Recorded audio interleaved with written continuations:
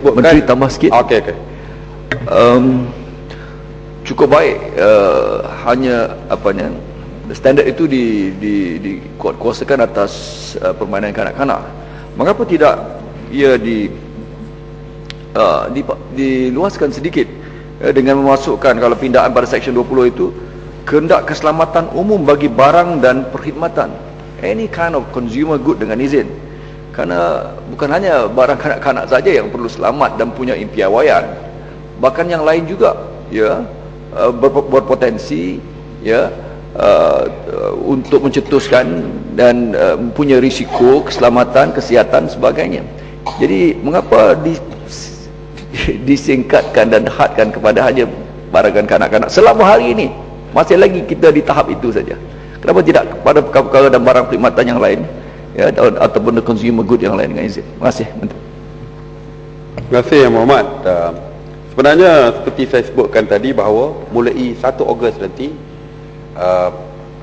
kawalan ini akan dikuatkuasakan. Jadi kawalan ini tertakluk kepada semua, bukan saja wholesaler tetapi juga kepada pengilang, pengimport, peruncit dan sebagainya. Bermakna kalau peruncit, bermakna di pasar malam sekalipun mereka tidak boleh menjual produk-produk permainan yang tidak ada cok keselamatan. Jadi mesti. Jadi semua sekali meliputi. Tapi 1 Ogos untuk yang diimport, dikeluarkan dalaman dan sebagainya. Kepada Yang Berhormat Kuala Selangor, memang itulah dari segi idealnya, memang kita sepatutnya mempunyai semua produk mesti mempunyai keselamatan. Jadi kita selesaikan dulu dengan permainan kanak-kanak, dan selepas ini sebenarnya kita di dalam proses mengkaji untuk membuat safety standard dengan izin untuk spare parts kereta dan sebagainya. Ini juga satu perkara yang amat penting, kerana banyak kejadian-kejadian kemalangan mungkin berlaku akibat daripada parts yang tidak menepati piawaian sebenarnya.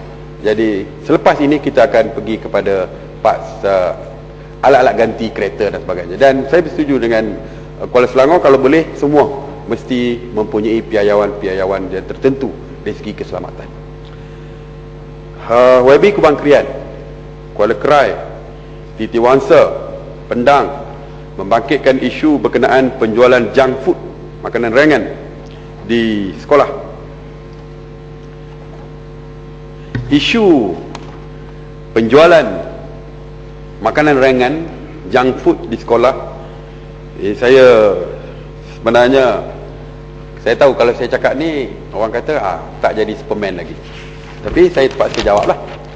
Isu penjualan makanan ringan di sekolah merupakan isu di bawah bidang kuasa Kementerian Kesihatan dan boleh dirujuk di bawah bahagian keselamatan dan kualiti makanan. Walau bagaimanapun, saya dimaklumkan bahawa Kementerian Kesihatan dengan kerjasama Kementerian Pelajaran sentiasa memperingatkan pengusaha kantin sekolah melalui lawatan dan pemeriksaan yang dilakukan secara berkala agar pengusaha kantin hendaklah sentiasa menjual makanan yang berkhasiat kepada murid-murid di sekolah mengikut buku panduan pengurusan kantin sekolah dan panduan hidangan sihat di kantin sekolah. Dan saya setuju dengan Titi Wangsa, bukan setakat sekolah tetapi di luar sekolah juga adalah penting, kerana banyak junk food dijual bukan saja di kedai-kedai tepi jalan tetapi termasuk di supermarket, minimarket, hypermarket dan sebagainya. Jadi perkara ini akan kita panjangkan kepada kementerian yang berkaitan, iaitu Kementerian Kesihatan.